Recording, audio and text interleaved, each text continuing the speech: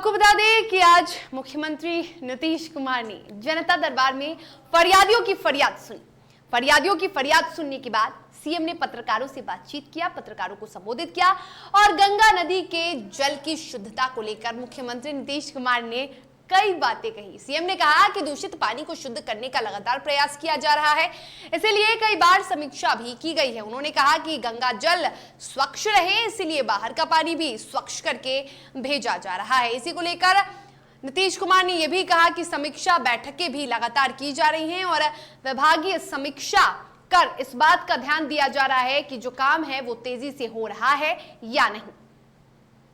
लगे हुए हैं, बहुत ज़्यादा इसकी समीक्षा करवाते रहते हैं। हम क्या कहें गंगा नदी की स्थिति, अरे हम क्या बोले, जब हम बच्चे थे, अब बचपन में थे, तो उस समय तो जब जाते थे नहाने के लिए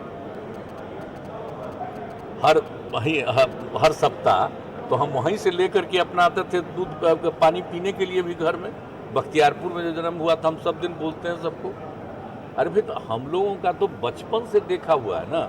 तो आजकल गंगा नदी के जल में खराबी तो आ ही गई है, चारों तरफ से बिना मतलब का गंदा पानी जा रहा है, तो उसके चलते अब सीधे पीने के लायक है। सुधार तो करना ही नहीं है। तो हम लोग तो चारों तरफ सभी शहरों में और सभी जगह ये कोशिश कर रहे हैं कि भाई गलत पानी गड़बड़ नहीं जाए कभी तरह से, सबको ठीक ढंग से पूरा सुधार कीजिए।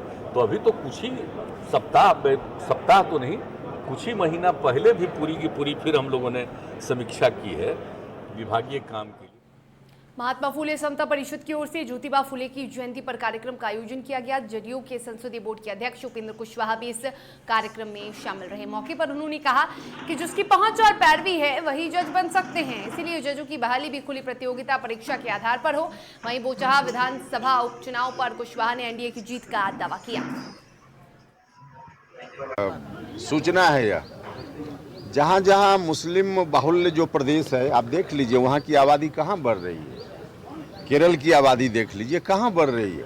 यह तो भ्रामक प्रचार किया जा रहा है कि उनकी आबादी बढ़ रही है, कहीं से उनकी आबादी नहीं बढ़ रही। हाँ, आबादी देश की बढ़ रही है, उसमें कोई धर्म विशेष की आबादी बढ़ रही हो ऐसा नहीं है। हाँ, देश की आबादी बढ़ रही है, जनसंख्या बढ़ रही है, तो निश्चित रूप से एक चिंता का विषय बनता है। लेकिन उसके लिए हमने कहा कि बिहार की सरकार ने जो किया है, महिलाओं को, लड़कियों की शिक्षा का इंतजाम इतना बेहतर तरीके से, उसका असर भी दिख रहा है। अब महिलाओं का प्रजनन दर, जो शिक्षित महिलाएं हैं तो उनका प्रजनन दर कम हो रहा है। तो पटना में महान समाज सुधारक महात्मा ज्योतिबा फुले की 195वीं जयंती समारोह का आयोजन किया गया। जयंती समारोह